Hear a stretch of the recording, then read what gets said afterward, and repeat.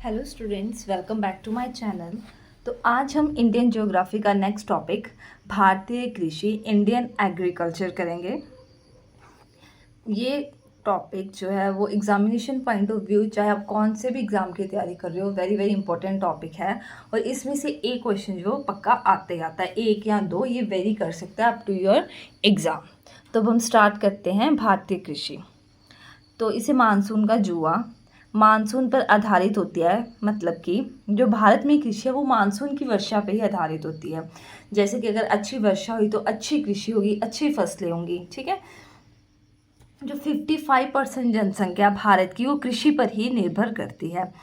51% जो भारत का भाग है वहाँ पर कृषि होती है। 24% भूमि जो बंजर है, 21% भूमि पर क्या है, वन है, और 14% भूमि पर क्या है, घास है। First food and agriculture minister कौन थे? प्रथम खाद्य और कृषि के जो थे मिनिस्टर, वो कौन थे? राजेंद्र प्रसाद। ठीक है।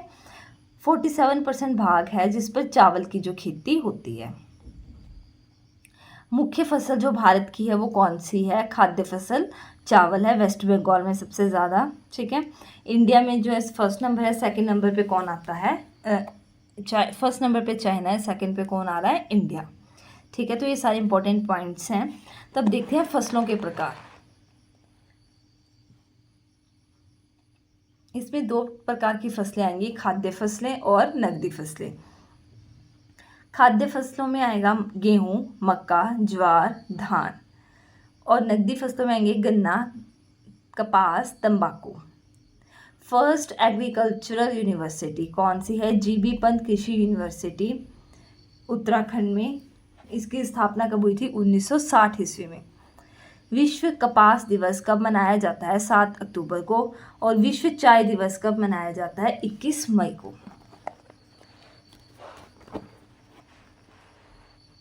अब हम देखते हैं ऋतुओं के आधार पर फसलों का वर्गीकरण। Very very very important. Most of the जो पॉइंट है वो इसी पार्ट में से आएगा आपको, कि रबी की फसल इनमें से कौन सी रबी की है, या इसकी बुआई कब होती है, इसकी कटाई कब होती है। तो हम एक एक चीज़ जो है वो डिटेल में करेंगे। पहले तो आप देखोगे कि ऋतुओं के आधार पर 3 टाइप की फसलें हैं, रबी की फसल, खरीफ की फसल और जायद की फसल। रबी की फसल की बुआई कब होती है? अक्टूबर नवंबर में इस फसल की बुआई मतलब बीजा जाता है, और इसकी कटाई होती है अप्रैल मार्च अप्रैल के मंथ में। खरीफ की फसल की बुआई होती है जून जुलाई के मंथ में, और कटाई होती है नवंबर दिसंबर के मंथ में। और जो है जायद की फसल, इसकी बुआई होती है मार्च में, और जो कटाई है वो जून में। अब देखो, जो रबी की फसल है इसकी बुआई का मैंने बताया आपको अक्टूबर नवंबर में, मतलब ये सारा सर्दियों के टाइम में चलिए, और फिर जब गर्मियाँ आई हैं मार्च अप्रैल में, तभी इनको काट दिया जाता है। तो इसे हम शीत ऋतु की फसल बोलते हैं। तो तब क्या क्या होता है? गेहूँ हो गया, जौ, सरसों, चना, मटर और आलू। ठीक है। अब इसको कैसे याद रखोगे? देखो, ये चीज़ तो आपको पता होगी कि जैसे सर्दियों में होता है सरसों का, जैसे पंजाब में बनता है ना सरसों का साग, मक्की दी रोटी ते सरसों का साग, कदों बनता है? सर्दियों में। तो सर्दियों में क्या है कि सरसों, वहाँ से आपको पता चल जाएगा कि शीत ऋतु। गेहूँ जो भी आपको पता है, चना, ये सारे तो लिंक्ड है। गेहूँ हो गया, जौ होगी, चना हो गया, आलू, ये सारे कब हैं? रबी की फसल। नेक्स्ट आता है आपका खरीफ फसल। खरीफ फसल की बुआई कब बताया मैंने? जून जुलाई, और ये कटाई है नवंबर दिसंबर। तो इस टाइम कौन सी ऋतु होती है? मानसून ऋतु, है ना। मानसून चलते हैं ना जून जुलाई में, और नवंबर दिसंबर तो मानसून ऋतु की फसल है। तो इसमें कौन कौन आएंगे? धान, बाजरा, कपास, जूट, गन्ना, मक्का, उड़द। गन्ना वगैरह ये इसी टाइम होते हैं, है ना, आपको पता होगा। तो धान, बाजरा, कपास, जूट, ये सारे किसकी फसल है? खरीफ फसल है। नेक्स्ट आता है जायद फसल। अब ये मार्च में इसको बीजा जाता है, जून में इसकी कटाई कर दी जाती है, मतलब सूखे मौसम, दोनों के बीच वाला जो मौसम होता है, शीत ऋतु और मानसून ऋतु के बीच जो सूखा सा मौसम होता है ना, अप्रैल मई जून, ये वाला टाइम पीरियड तब होती है। तो इसमें क्या आता है? वही जो फल हम जून महीने में हमें आते हैं, जो मोस्टली गर्मियों में आते हैं, तरबूज हो गया, खरबूजा हो गया, ककड़ी हो गई, खीरा हो गया, ये सारे गर्मियों में जून इसी टाइम में आते हैं। तो ये कब बीए जाते हैं? मार्च में, और इनको बोलते हैं जायद फसल। होप सो आपको ये वाला सारा पार्ट जो है वो लर्न भी हो गया होगा। अब हम नेक्स्ट ये देख लेते हैं, छोटे छोटे से और सब टॉपिक्स हैं। बोर्ड और इनका कार्यालय कहाँ है। सबसे पहले कॉफ़ी बोर्ड बेंगलुरु कर्नाटक में, रबर बोर्ड कोट्याटम केरल में, चाय बोर्ड ये तो बताया मैंने कोलकाता वेस्ट बंगाल में, तंबाकू बोर्ड आंध्र प्रदेश में है गुंटूर, मसाला बोर्ड कोच्चि केरल, वहाँ के मसाले बड़े फेमस हैं, भारतीय अंगूर प्रसंस्करण बोर्ड पुणे, राष्ट्रीय मांस और कुक्कुट प्रसंस्करण बोर्ड दिल्ली में, और केंद्रीय रेशम बोर्ड बेंगलुरु में। ठीक है, नेक्स्ट अब हम देखेंगे प्रमुख कृषि संस्थान, और ये कहाँ पर है। भारतीय कृषि अनुसंधान परिषद न्यू दिल्ली में, भारतीय कृषि अनुसंधान संस्थान परिषद और संस्थान दोनों कहाँ पर है, न्यू दिल्ली में, भारतीय गन्ना अनुसंधान संस्थान लखनऊ में, भारतीय तंबाकू अनुसंधान संस्थान राजमुंद्री, भारतीय चीनी संस्थान कानपुर, केंद्रीय रोपण फसल अनुसंधान संस्थान केरल, केंद्रीय आलू अनुसंधान संस्थान शिमला, राष्ट्रीय चावल शोध संस्थान कटक उड़ीसा, भारतीय चारागाह एवं चारा अनुसंधान ये कहाँ पर है आपका, झांसी में। ठीक है, नेक्स्ट अब पढ़ेंगे भारतीय कृषि क्रांति और क्रांति का उद्देश्य। आगे हम इनको डिटेल में देखते हैं क्रांतियाँ, बट ये भी बड़ा इंपॉर्टेंट टॉपिक है ना, तो एक बार पहले देख लो कौन कौन सी ऐसी क्रांतियाँ हैं। हरित क्रांति 1967-68 पंजाब में, कृषि उत्पादन में तकनीक सुधार द्वारा खाद्य उत्पन्न में आत्मनिर्भरता इस क्रांति का उद्देश्य था। ठीक है, नेक्स्ट आती है श्वेत क्रांति। अब श्वेत क्या होता है, दूध, तो दूध के क्षेत्र में उत्पादकता बढ़ाना।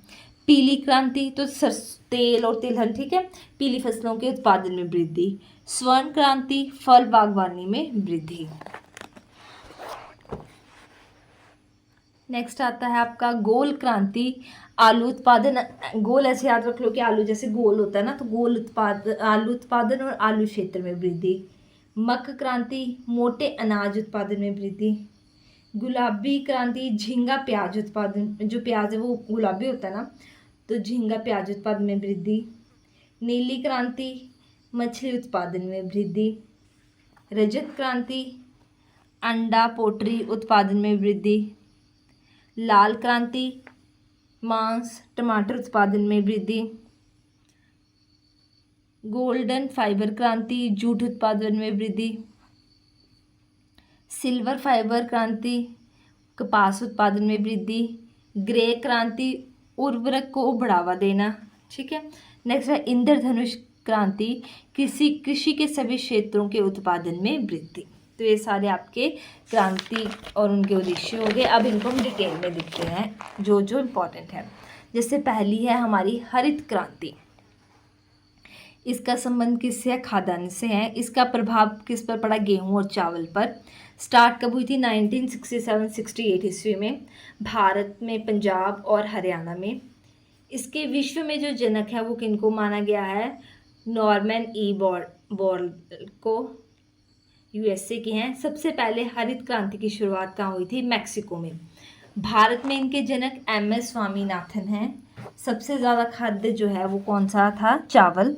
सेकंड हरित क्रांति शब्द विलियम गार्ड ने दिया। ये कब चली, 1980 से 87। तो ये सारा आपका हरित क्रांति से रिलेटेड क्वेश्चंस कि कब स्टार्ट हुई, कहाँ पर हुई, इसका प्रभाव कौन सी फसलों पे पड़ा, इसके जनक, विश्व जनक कौन है, भारत में जनक कौन है, और सेकंड हरित क्रांति कब हुई। ठीक है, नेक्स्ट देखेंगे अब हम श्वेत क्रांति। इसका संबंध दुग्ध उत्पादन से है। इनके जनक किसको माना जाता है, वर्गीस कुरियन, केरल के हैं ये। अमूल दूध के फाउंडर हम देखते हैं जो अमूल जो है वो दूध की बड़ी इम्पोर्टेंट वो है, मतलब फेमस है ना, वो है, इसकी फैक्ट्री है अमूल, तो वेल नेम्ड फैक्ट्री है। तो ये तो फिर आपको ऐसे याद हो जाएगा इनके जनक कौन, वर्गीस कुरियन, ये जो अमूल दूध के फाउंडर हैं वही दुग्ध उत्पादन के क्या हैं, जनक है, श्वेत क्रांति के जनक हैं। ठीक है, देश का पहला दुग्ध संघ कहाँ पर था, लखनऊ में। NDDB क्या है, नेशनल डेयरी डेवलपमेंट बोर्ड। ठीक है, इसका गठन कब हुआ था, 1965 ईस्वी में, आनंद गुजरात। नेक्स्ट है राष्ट्रीय दुग्ध अनुसंधान केंद्र कहाँ पर है? करनाल, हरियाणा में। वर्ल्ड मिल्क डे कब मनाया जाता है? 1 जून को। नेशनल मिल्क डे 26 नवंबर, ये याद रखना है। वर्ल्ड मिल्क डे है तो वो 1 जून को, अगर नेशनल मिल्क डे की बात करें तो 26 नवंबर। पीली क्रांति, तिलहन, सरसों, सोयाबीन, इसके जनक हैं सैम पित्रोदा। तिलहन प्रौद्योगिकी केंद्र कहाँ कब बनाया गया? 1986 में। राष्ट्रीय तिलहन एवं पाम ऑयल मिशन 2014 में शुरू किया गया। नेक्स्ट है आपका गोल क्रांति, इसका संबंध है आलू से। मैंने आपको बताया 16वीं शताब्दी में पुर्तगालियों के द्वारा भारत, ठीक है, में आया था ये। इसे शिफ्टिंग एग्रीकल्चर, झूमिंग खेती या स्थानांतरण खेती, ये क्या है? जैसे पहाड़ों में क्या करते थे, जहाँ पर पेड़ है उनको उनको काट दिया जाता था या फिर उनको जला दिया जाता था, फिर उस भूमि को वो 3-4 साल जो वो यूज़ करते थे। फिर जब वो बंजर हो जाती थी या फिर हमें वहाँ से अच्छी आउटपुट नहीं मिलती थी, तब उसके बाद और अगली भूमि पे शिफ्ट हो जाते थे। काटो या जलाओ खेती, इसी को शिफ्टिंग एग्रीकल्चर, झूमिंग खेती या फिर स्थानांतरण खेती कहते हैं। देखो यहाँ पर मैंने बताया जैसे झूम खेती है, कहाँ पर होती है? पूर्वोत्तर भारत में, बेबर बुंदेलखंड में, पोंडू एपी आंध्र प्रदेश में, और कुमारी केरल में।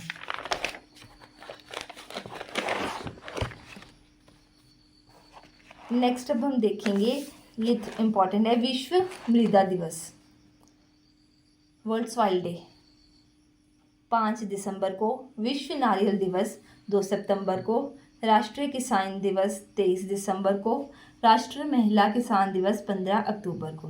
डीडी किसान चैनल कब स्टार्ट हुआ था? 25 मई 2015 को। गोल्डन राइस क्या है? इससे किसकी साइंस में भी ये क्वेश्चन आ जाता है, जीके में भी आ जाता है। तो गोल्डन राइस से विटामिन ए की कमी जो वो दूर होती है।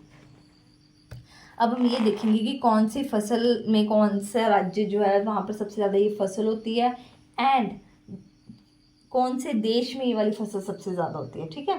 तो सबसे पहले हम देखेंगे सरसों, राजस्थान में। कौन सा देश है? चाइना में वैसे सबसे अधिक सरसों पाई जाती है। कपास गुजरात और महाराष्ट्र में, और देश भी भारत ही है, ठीक है। कॉफ़ी कर्नाटक में और वैसे ब्राज़ील में। रबड़ केरल राज्य में भारत में, और देश है थाईलैंड। चाय कहाँ पर है? असम में, और ये कहाँ पर है आपकी? चाइना देश। जूट वेस्ट बंगाल राज्य है, देश है भारत। गन्ना यूपी में, उत्तर प्रदेश, और देश है ब्राज़ील। ब्राज़ील में ही कॉफ़ी और ब्राज़ील में ही गन्ना, ठीक है, गन्ने के स्थान पर प्रथम। नेक्स्ट मक्का कर्नाटक में और वैसे यूएसए में। गेहूँ उत्तर प्रदेश में, चाइना देश। चावल भारत में कौन सा राज्य है? वेस्ट बंगाल, और देश है चाइना। और नेक्स्ट आता है कुल दलहन, एमपी मध्य प्रदेश, और देश आता है आपका भारत। इससे आपका ये कृषि वाला टॉपिक जो है वो पूरा कंप्लीट हो गया है। होप से आपको मेरी वीडियो अच्छी लगी है तो प्लीज़ आप लाइक कमेंट शेयर और सब्सक्राइब करें। अगर आपको नोट्स रिलेटेड कोई भी क्वेरी है तो आप मेरा टेलीग्राम चैनल ज्वाइन कर सकते हैं। Thank you so much for watching.